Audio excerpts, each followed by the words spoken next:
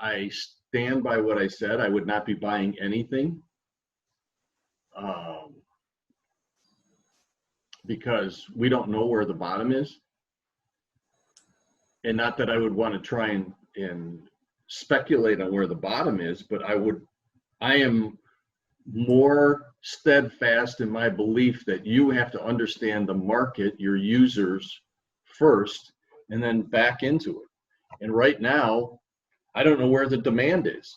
Everyone who wants a roof over their head has one right now. And what's going to motivate them to move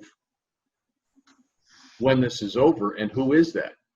My perspective is the people who will have money and want to make a change will be the people in the medical field, because they're the people making money right now. They're busy, they're working, and they will want to reward themselves, whether it's an upgrade in an apartment or buying a home or upgrading their home or moving to a different community. I see them as the target market right now. That could change.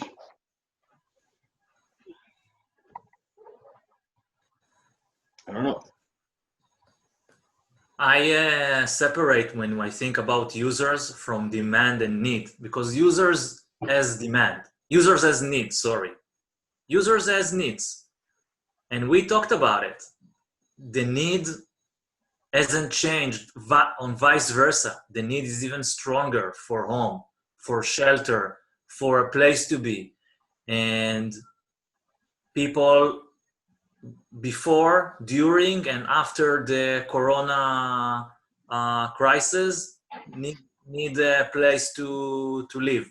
So the need has only increased. You're right.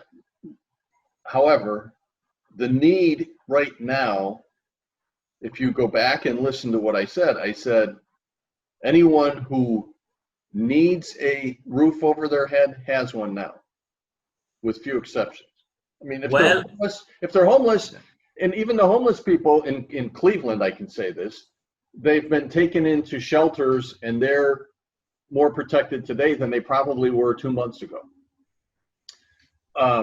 So if they have if they have a roof over their head, their need is satisfied. Now it's a matter of want. They may want something safer, they may want something nicer, they may want something cheaper, but whatever, the need. Exactly. This is part of the reasons, because life, unfortunately, there is a lot of death right now, but there is also life. People, each year, the stat that I know, about 1 million Americans, they get into the residential market. People get married. People need houses. There is new demand all the time. And per what I'm reading, per the stats that I'm aware, we have entered with a deficit of 3.8 million houses and demand of 1 million yearly. And now what is going to happen is only a slowdown of the supply side, because all the economy is slowed down. I don't think, in the best case, the supply would keep the same rate. It could only slow down. So I think when I think about the need, both quantity-wise and both, I would say, quality-wise, the need is just increasing in my mind. I don't know if I buy into all those stats because even today, so I imagine it like the airline industry. So you have all these planes that are now parked on the ground. There are some airports where runways are blocked because they have so many planes parked on them. Because you have all these planes and they count on so many being in the air. There isn't enough ground space to maintain all those airplanes. And let's go back to 9/11. Then we had to divert planes. U.S. planes had to go land in Canada because we didn't have enough ground space to land all the planes. Okay, so let's move that metaphor over to the housing industry.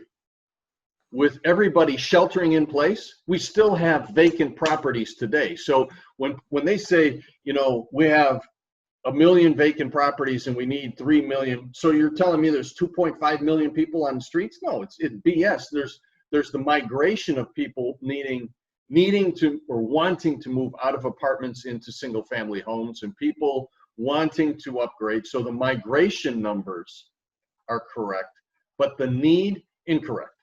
It's a want at that point. And that's just, call it semantical.